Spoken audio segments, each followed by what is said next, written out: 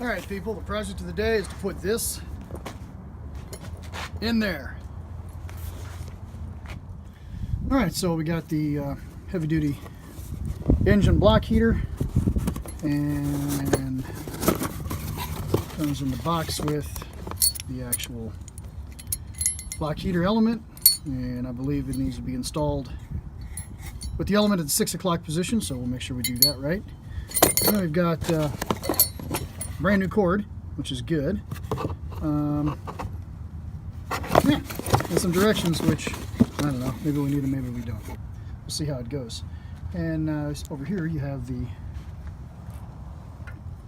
old cord, and it's looking okay. It's looking a little gnarly, so it'd be good to replace the whole thing. Now what you're looking at here is the Cummins 5.9 turbo diesel in a 97 Dodge Ram. And turn on the old headlight, and we can see down in here where the old block heater is installed, right down in there. And you can see that little O-ring right there. That's the one, and the power cord comes out from there. So that's where we're going to be working.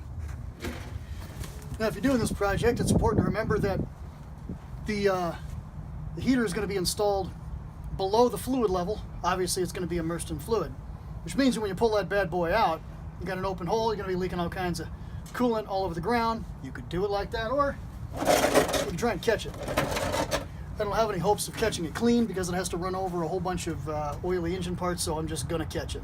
Hopefully that'll work. This tool's only for short people.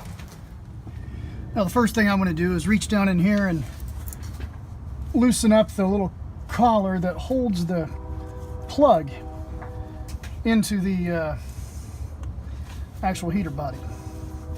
So it's this little collar here, and I can take it off with my hand. It's no big deal.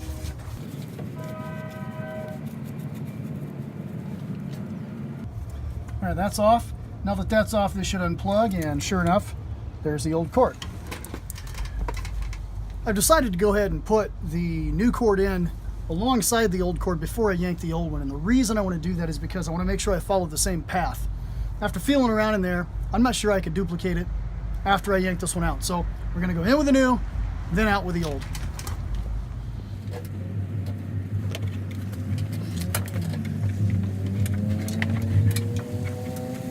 That moment when you realize the project is going to take longer than you thought.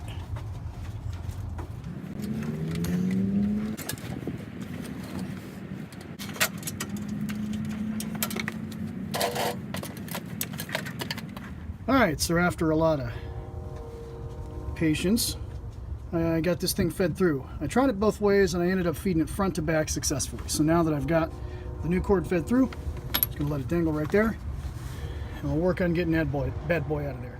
And here's the new heater, okay? And it's got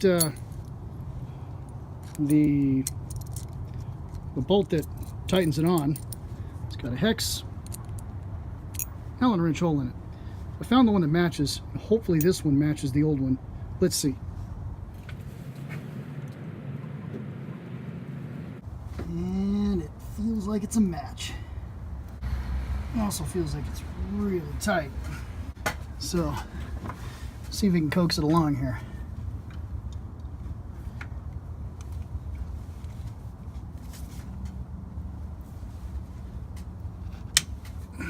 It's a good sound.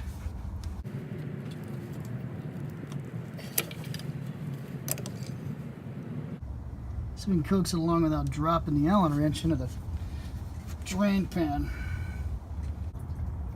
And I think the piece of hardware in the back of the bolt is captive so that I don't drop it down into the engine block. So we'll see if I can just get this out.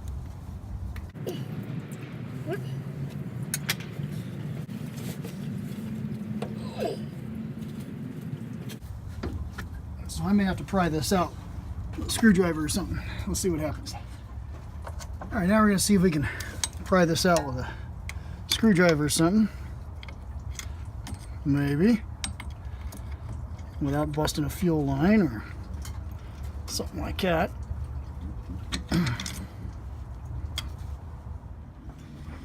Well, I got the old one out and I got the new one in and I'm done. You didn't get to see it because I ran out of daylight. Reason I ran out of daylight is because this little guy did not want to come out. I mean, I tried yanking on it with my hands, which you might have seen in a little piece of video if I didn't edit it out. It wouldn't come out.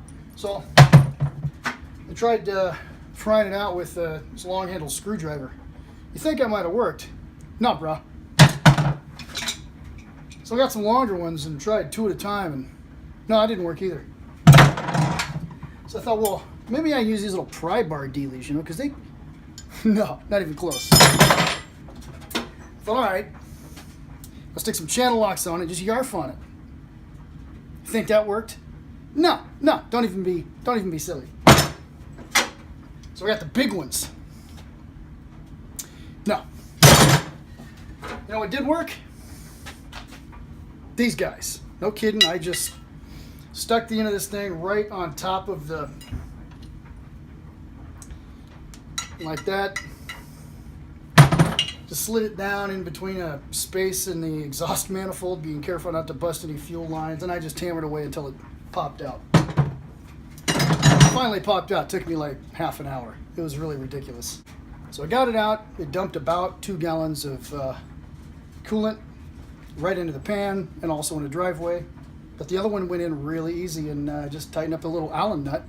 Like you saw me loosen up in the old one, just tighten this little guy right here, the Allen wrench, and it said it takes 120 inch-pounds.